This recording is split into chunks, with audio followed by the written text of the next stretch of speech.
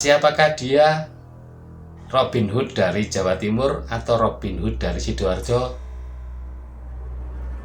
Dia adalah Sarip Tambak Oso. Lurah Ngedangan tidak mau tahu mboknya Sarip harus ada uang, hingga pada akhirnya mboknya Sarip ini dipukuli, disiksa habis-habisan oleh Lurah Ngedangan beserta centeng-centeng, beserta londo-londo belangkonan, beserta opas-opas VOC ini. Lahir, dor, terkaparlah Sarip di situ. Dan si mboknya Sarip ini tahu bahwasanya Sarip meninggal di situ. Berteriaklah si mboknya ini,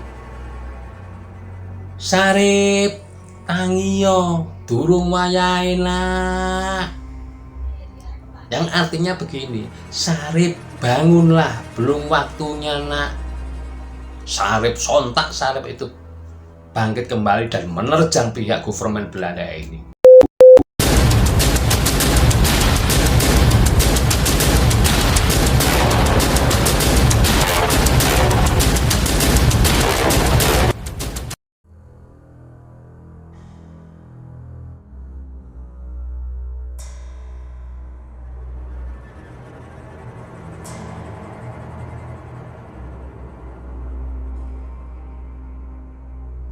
Assalamualaikum warahmatullahi wabarakatuh. Salam sehat, salam seger waras, salam otak waras, salam menolak lupa. Jumpa kembali dengan saya, channel Tukang Ojek Online. Bagaimana kabarnya sedulur-sedulurku, saudara-saudaraku semuanya? Apakah selalu sehat? Apakah selalu bahagia? Apakah selalu lancar rezekinya? Saya selalu mendoakan untuk saudara-saudaraku, semoga saudara-saudaraku, sedulur-sedulurku semuanya selalu dalam lindungan Tuhan Yang Maha Esa, selalu dalam lindungan Allah Subhanahu wa Ta'ala, selalu mendapatkan rezeki yang banyak, selalu sehat dan selalu bahagia. Amin, amin ya robbal alamin. Kali ini kita kembali pada episode menceritakan sejarah, menceritakan legenda, menceritakan tutur, yang mana cerita ini sudah sangat turun-temurun. Cerita ini sudah diceritakan oleh orang-orang tua kita pada zaman-zaman dulu. Bahkan cerita ini sangat masyhur sekali. Cerita ini sering dibawakan di pentas-pentas seni tradisional berasal dari Jawa Timur, yaitu ludruk. Bahkan cerita ini saya sendiri sudah sangat hafal di luar kepala. Kalau di Jawa Timur banyak sekali cerita-cerita atau legenda-legenda, cerita rakyat yang sangat masyhur, seperti halnya Sogol Pendekar Sumur Gemuling, Pak Sakerah, terus Branjang Kawat, dan lain sebagainya. Kali ini saya akan menceritakan Robin Hood-nya Sidoarjo, Robin Hood-nya Jawa Timur. Kalau di daerah Betawi itu ada Robin Hood juga, yaitu Si Pitung. Siapakah dia? Robin Hood dari Jawa Timur atau Robin Hood dari Sidoarjo? Dia adalah Sarip Tambak Oso. Cerita Sarip Tambak Oso ini untuk tahunnya kurang diketahui tepatnya tahun berapa pada saat itu. Namun cerita ini sudah sangat masyhur dan legendaris, bahkan dipentas-pentaskan oleh kesenian yang berasal dari Jawa Timur, yaitu kesenian ludruk. Cerita ini akan saya ceritakan kembali versinya yang pernah saya tonton di ludruk-ludruk, di pertunjukan ludruk yang ada di Jawa Timur pada saat itu. Hiduplah di sebuah desa yang bernama Desa Tambak Oso. Seorang ibu-ibu tua, seorang mbok-mbok tua mempunyai seorang anak. Anak itu bernama Sarip. Kehidupan mereka sangat-sangat kekurangan. Mereka hanya mempunyai sepetak kebun, dari hasil kebun itu untuk dibuat makan, dari mencari kayu di hutan-hutan dijual untuk dibuat makan. Sarip kecil ini hidupnya sangat bahagia dengan ibunya, walaupun dengan kondisi yang sangat marginal, walaupun dengan kondisi yang sangat susah. Sarip selalu hidup dalam penuh kebahagiaan, penuh kesayangan dari ibunya. Penuh kasih ibunya merawat Sarip hingga dewasa, hingga melahirkan seorang anak yang sangat taat kepada ibunya, sangat sayang kepada ibunya. Namun Sarip ini mempunyai sifat agak pemurung dan agak sedikit pemarah. Namun Sarip ini juga sangat-sangat baik hati, suka menolong ke tetangganya, suka menolong ke rakyat kecil pada zaman itu. Sarip tidak tega melihat rakyat kecil, melihat tetangga-tetangganya diintimidasi, ditekan-tekan, disiksa-siksa, ditarik pajak yang sangat mahal oleh pihak VOC Belanda. Hingga Sarip tumbuh dewasa, Sarip mempunyai niat yang sangat tulus untuk membantu rakyat, niat yang sangat baik untuk membantu rakyat. Dengan cara apa? Dengan cara Sarip menjadi seorang maling, Sarip menjadi seorang berandal, Sarip menjadi seorang kecu. Bahasa-bahasa berandal, bahasa-bahasa maling, bahasa-bahasa kecu itu yang dilontarkan oleh pihak-pihak VOC Belanda, oleh pihak-pihak company, oleh pihak-pihak Londo Blangkonan. Dari perbuatan Sarip menjarah, maling, mengambil harta benda ini bukan semua orang yang Sarip ambil hartanya, namun hanya beberapa orang saja, yaitu antek-antek Belanda, rentenir, orang kaya yang kikir, dan lain sebagainya. Jadi Sarip tidak mengambil harta benda dari orang-orang yang di sekitarnya yang baik, hanya mengambil atau mencuri uang-uang rentenir atau antek-antek Belanda, atau kacung-kacungnya Belanda, atau londo-londo Blangkonan ini. Dan hasil dari malingnya Sarip ini selalu dibagikan kepada rakyat jelata, kepada rakyat-rakyat kecil. Hingga Sarip ini dikenal dengan seorang yang budiman atau maling budiman di sekitar wilayah Tambak Oso. Bahkan Lurah Tambak Oso ini sendiri pura-pura tidak tahu bahwasanya Sarip melakukan itu. Karena apa? Hanya dengan cara itulah Sarip bisa membantu rakyat kecil, Sarip bisa membantu rakyat jelata. Karena pada saat itu tingkat pajak yang diterapkan oleh pihak VOC Belanda ini sangat mencekik rakyat. Bila rakyat tidak membayar, maka akan diambil tanah pekarangannya, akan diambil tegal sawahnya. Itulah bangsa VOC Belanda yang pada saat itu menguasai pribumi, menguasai bumi Nusantara ini. Bahkan banyak sekali dari antek-anteknya yang dari orang-orang pribumi yang bekerja sama dengan Belanda pada saat itu. Makanya zaman dulu dipisahkan, ada londo yang asli, ada londo Blangkonan. Hingga pada suatu ketika ibunya Sarip atau mboknya Sarip ini didatangi oleh orang, oleh lurah bersama opas-opas VOC, bersama opas-opas Belanda dan londo Blangkonan ini menagih pajak di rumahnya mboknya Sarip. Lurah Gedangan ini sangat kasar kepada mboknya Sarip.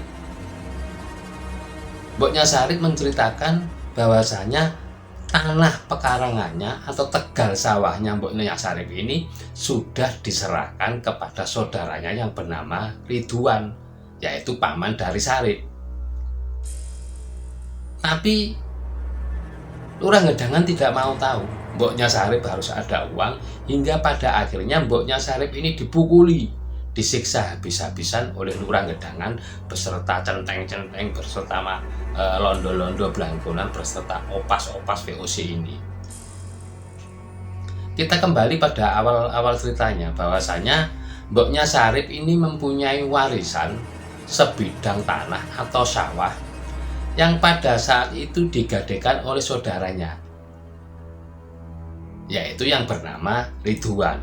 Tapi Ridwan ini bekerja sama dengan pihak VOC Belanda, bahwasanya Ridwan tidak mengakui bahwasanya tanah yang dikerjakan itu bukan tanahnya. Semua tanah Ridwan itu diakui, disuruh mengakui oleh mboknya Sarip, hingga pajaknya mboknya Sarip itu sangat tinggi sekali. Bahkan hasil panen dari sawah-sawah, kebun-kebunnya mboknya Sarip ini, Ridwan tidak pernah membagikan kepada mboknya Sarip, karena inginnya Ridwan ini mungkin menguasai dari semua tanah mboknya Sarip tanpa membayar pajak. Marahlah pihak VOC Belanda ini dan akhirnya mengutus dari Lurah Gedangan dan opas company dan serdadu company beserta londo-londo belangkonan, centeng-centeng ini untuk menagih uang pajak kepada mboknya Sarip. Tadi sudah saya ceritakan bahwasanya mboknya Sarip ini sampai disiksa, sampai dipukuli, sampai dikebuki, hingga mau dibawa ke tangsi Belanda. Kalau zaman dulu orang mengatakan tangsi, kalau sekarang mungkin bisa dikatakan markas militer atau kantor polisi.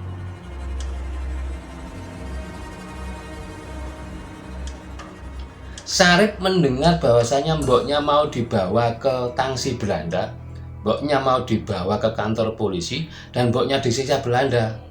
Marahlah si Sarip ini. Akhirnya Sarip mendatangi pihak company Belanda, mendatangi Lurah Gedangan ini. Terjadilah cekcok antara Sarip dengan pihak company Belanda, dengan Lurah Gedangan dan kroni-kroninya. Karena Sarip ini dari kecil sudah dididik, sudah belajar ilmu kanuragan, maka dengan sangat mudah Sarip ini bisa membunuh Lurah Gedangan, bisa membunuh kroni-kroni Belanda ini, bisa membunuh tentara-tentara Belanda ini. Hingga pada akhirnya mboknya diselamatkan Sarip dan dibawa pulang. Dan pada saat itu akhirnya Sarip pergi merantau, atau pergi menghilang, atau pergi menyembunyikan diri untuk sesaat. Sekitar 1 tahunan Sarip ini menjadi buron laron. Zaman kalau bahasa ludruknya itu kan buron laron, menjadi buronan dari pihak VOC Belanda.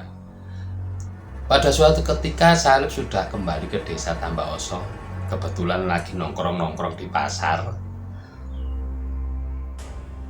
Terlihatlah sosok saudaranya. Saudara Sarip ini adalah adik sepupu dari Sarip, dari Ridwan, anak dari Ridwan, paman dari Sarip tadi. Karena Sarip pada saat itu tidak mempunyai uang, maka Sarip ini ngomong kepada adiknya tadi yang bernama Saropah untuk meminjam uang. Tapi Saropah bilang bahwasanya saat ini peminjaman uang itu harus seizin ayahnya, yaitu Ridwan. Karena Sarip ini melihat bahwasanya Saropah ini memakai jam tangan bagus, maka Sarip akan merampas jam Saropah ini. Sontaklah Saropah ini berteriak-teriak minta tolong, "Jangan Cak, jangan diambil jam saya." Muncullah di situ seorang kusir atau bodyguardnya Saropah ini. yang bernama Paedi, usir dari pedati atau dokar. Perlu diketahui bahwasanya Tambak Oso ini terbagi menjadi dua, yaitu Tambak Oso Etan Kali dan Tambak Oso Kulon Kali. Kebetulan Tambak Oso yang Etan Kali ini jagoannya adalah si Sarip ini. Dan kebetulan juga Tambak Oso Kulon Kali jagoannya adalah si Paedi ini. Paedi ini dikenal seorang pendekar yang mempunyai senjata yang bernama Jagang Baceman. Apa itu Jagang Baceman? Jagang Baceman adalah standarnya dokar-dokar pada saat zaman dulu yang terbuat dari kayu. Konon ceritanya bahwasanya senjata Paedi ini terbuat dari kayu stigi untuk menjaga kudanya saat parkir di pasar, saat mengantarkan tuannya kemanapun dia pergi. Gontok-gontokanlah, saling adu argumen di tengah pasar itu. Paedi mengatakan bahwasanya Sarip ini adalah berandal, Sarip ini adalah maling, Sarip ini adalah kecu. Si Sarip juga tidak mau kalah membalas omongan dari Paedi. Tidak apa-apa saya maling, tidak apa-apa saya berandal, tapi yang saya ambil adalah harta-harta dari antek-antek Londo, antek-antek Belanda. Dan uangnya saya bagikan kepada rakyat kecil. Bukan seperti kamu di Paedi, kamu adalah anteknya Kompeni. Sontak Paedi langsung marah, sontak Paedi langsung murka. Baiklah Sarip, kalau memang begini, ayo kita tentukan mana jagoan yang terkuat, mana jagoan yang paling hebat di antara kita. Terjadilah di situ sebuah pertempuran antara Sarip melawan Paedi. Dari mulai menggunakan tangan kosong, satu jurus demi jurus, mereka sama-sama kuatnya hingga pada akhirnya kedua pendekar ini mengeluarkan senjata andalan masing-masing. Kalau Paedi mempunyai senjata Jagang Baceman, kalau Sarip hanya membawa sebilah pisau dapur. Konon bisa diceritakan Paedi ini juga membawa sebuah celurit. Saking serunya pertempuran itu, satu jurus demi jurus akhirnya terlampaui, dua jurus terlampaui, tiga jurus, dan hingga pada suatu ketika Jagang Bacemannya Paedi ini dipukulkan ke kepala Sarip, hingga pada saat itu Sarip langsung meninggal dan mayatnya dilemparkan di Kali Sedati.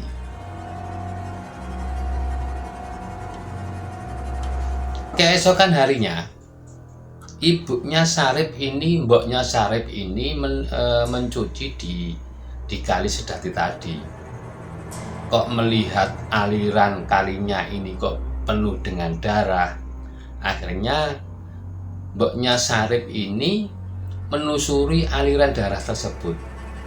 Hingga pada akhirnya mboknya Sarip ini menemukan bangkai seseorang. Dibaliklah bangkai itu ternyata anaknya, yaitu Sarip.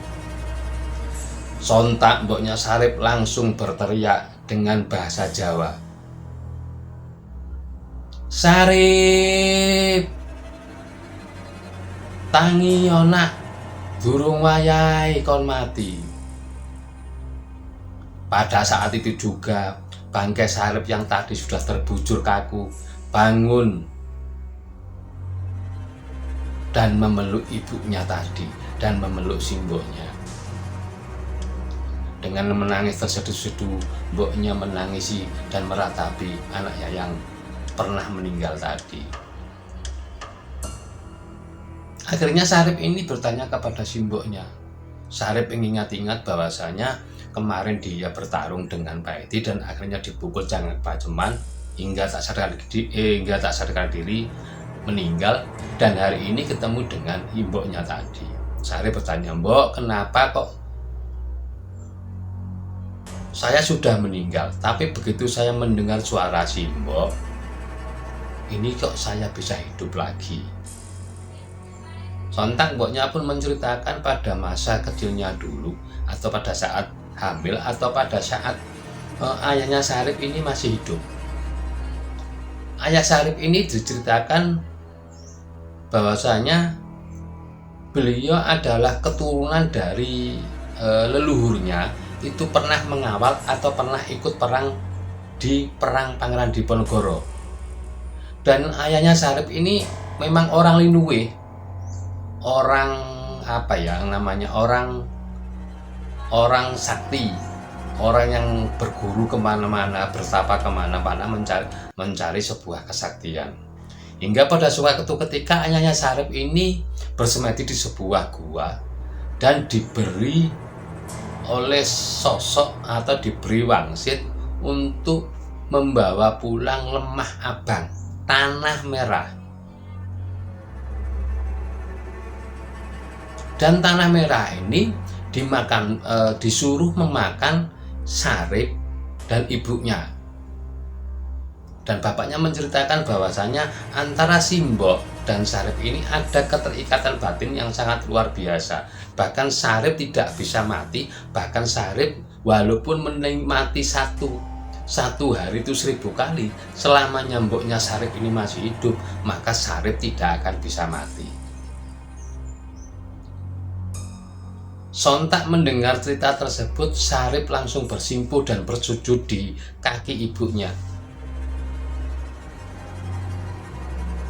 Karena Sarip ini banyak masalah, satu menjadi buronan Belanda, buronan pihak government Belanda, bahwasanya Sarip ini tadi pernah membunuh lurah Gedangan. Makanya Sarip tidak berani berlama-lama di rumah menemani simboknya. Setelah mengganti bajunya Sarip di rumah, Sarip pergi lagi berpamitan dengan simboknya. Mbok, saya mau keluar dulu, saya tidak akan berani berlama-lama di rumah karena mau tidak mau saya ini adalah buronan dari pihak government Belanda. Berangkatlah Sarip ini ke pasar tadi mencari Pak Edi. Ketemulah Sarip ini dengan Saropah lagi, tapi dengan bahasa yang santai, dengan bahasa yang guyonan. Sarip ini menyapa Saropah. Pak Saropah, sini. Loh, Cak Sarip, kata Saropah. Ono apa, Cak? Ada apa, Cak? Ngene yo, Pak yo. Ngomong nek ketemu Pak Edi. Cak Pak Edi, aku oleh pesene Cak Sarip. Jare Cak Sarip, ape ditokno usus ndika. Yang arti bahasa Indonesianya, Cak Pak Edi, Anda dicari Cak Sarip. Kalau sudah ketemu, mau dikeluarkan usus sampean, usus Anda.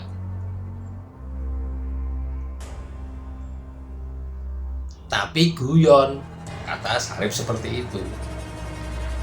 Dan Saropah juga ngomong kepada Sarip, gak apa-apa Cak, ndak apa-apa Cak, saya ngomong seperti itu. Sarip juga bilang, ndak apa-apa, itu hanya sebuah guyonan karena saya kangen dengan Pak Edi.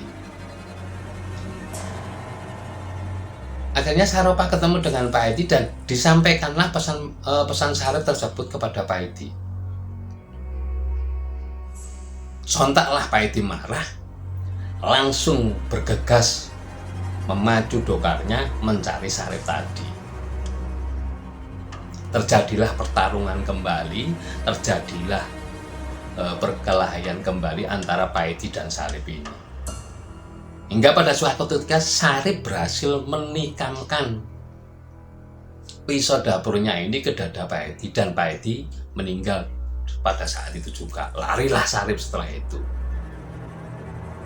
Dan Lurah Tambaoso ini mengetahui bahwasanya Sarip sudah melakukan rajapati atau pembunuhan 2 kali, maka Lurah Tambaoso tidak berani untuk melindungi Sarip karena sudah di luar yurisdiksinya, di luar kewenangannya. Kalau hanya sekedar Sarip ini mencuri barang-barangnya orang miskin, barang-barangnya orang kaya, barang-barangnya aneh-anehnya Belanda dan dibagikan ke rakyat-rakyat yang membutuhkan.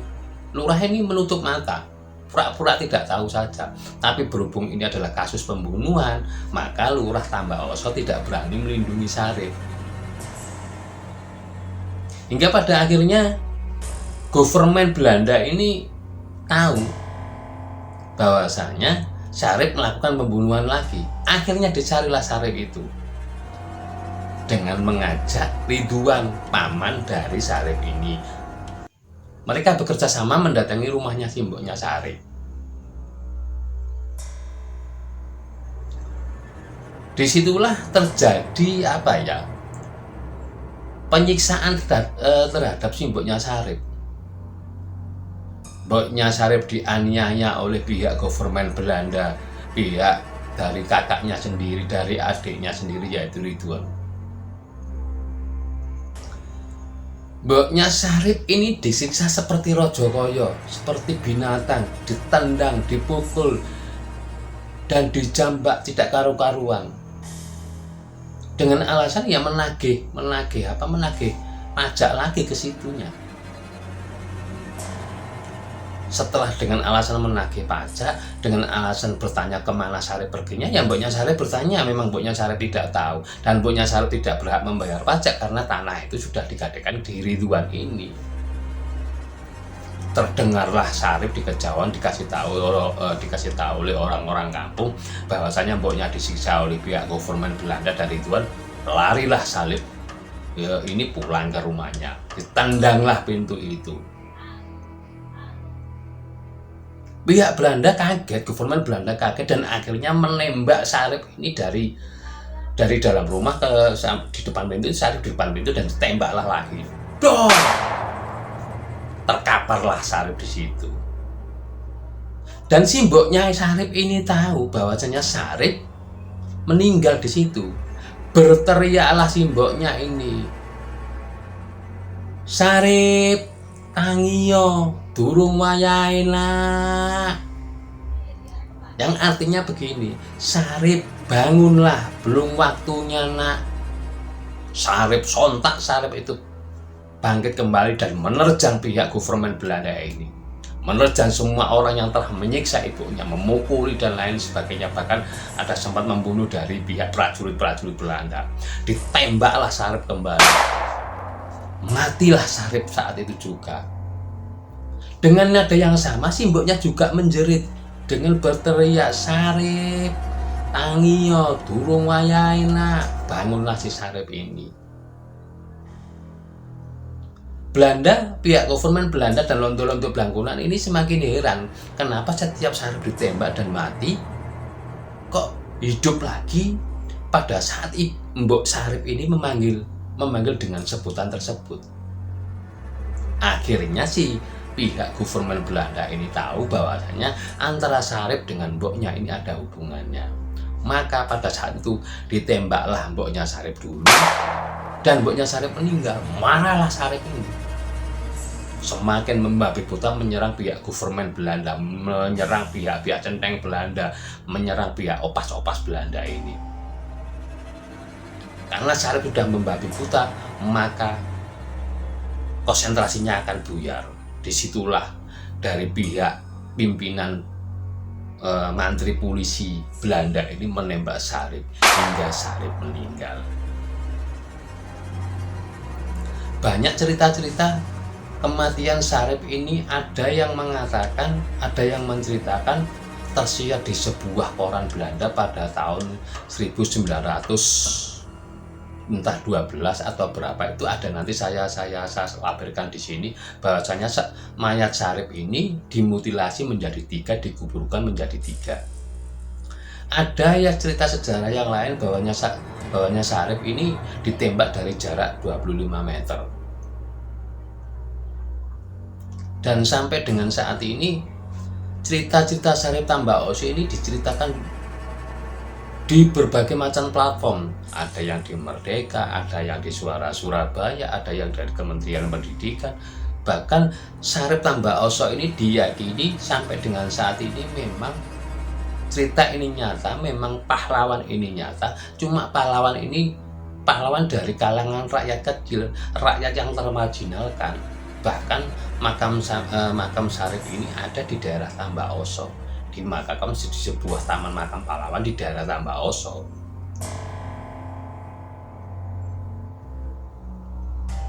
Nah, cerita ini juga sangat-sangat seru karena sangat-sangat populer sekali cerita ini. Diceritakan di ludruk-ludruk, di fragmen-fragmen, di acara-acara sekolah, di buku-buku, banyak menceritakan tentang Syarif Tambak Oso. Memang banyak sejarah yang miring yang menceritakan Syarif versi Belanda sebahwasanya Syarif Tambak Oso ini adalah berandal, adalah keju, adalah maling, adalah bajingan, dan lain sebagainya. Ya wajar dari pihak VOC Belanda menceritakan keburukan dari si Syarif ini. Tapi sebagai bangsa pribumi, sebagai bangsa Indonesia, kita juga meyakini bahwasanya Syarif ini adalah seorang maling budiman, seorang pahlawan desa, seorang pahlawan yang membela rakyat kecil pada saat itu. Di posisi dia sendiri, Syarif sendiri ini dalam hidup yang sangat susah, berani melawan Belanda dengan sendirian tanpa didukung oleh pasukan, tanpa didukung oleh militer yang lain. Dia berinisiatif sendiri melawan Belanda dengan caranya sendiri. Dan itulah kehebatan pendekar-pendekar pahlawan-pahlawan daerah, pahlawan-pahlawan desa pada saat itu.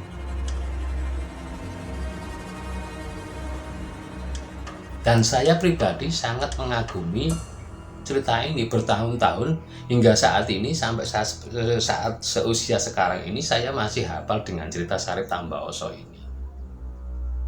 Dan semoga cerita-cerita ini tidak mati di tengah jalan, tidak terkubur oleh cerita-cerita sejarah-sejarah dari luar negeri atau sejarah-sejarah yang tidak penting-penting itu.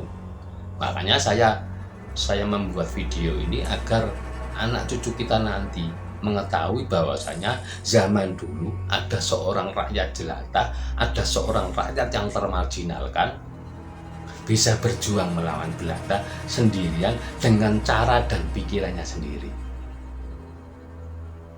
Baik saudara-saudaraku, demikianlah cerita Syarif Tambak Oso. Semoga dari cerita ini banyak manfaatnya buat kita, ada manfaatnya buat generasi yang akan datang, generasi yang berikutnya, agar tidak melupakan sejarah perjuangan atau cerita-cerita dari bangsa ini yang sangat legendaris, yang sangat heroik, yang berjuang melawan penjajah pihak VOC Hindia Belanda. Untuk kali ini saya akhiri dulu.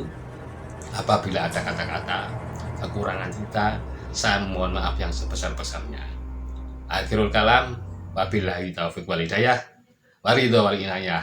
Assalamualaikum warahmatullahi wabarakatuh. Salam sehat, salam seger waras, salam otak waras, salam menolak lupa.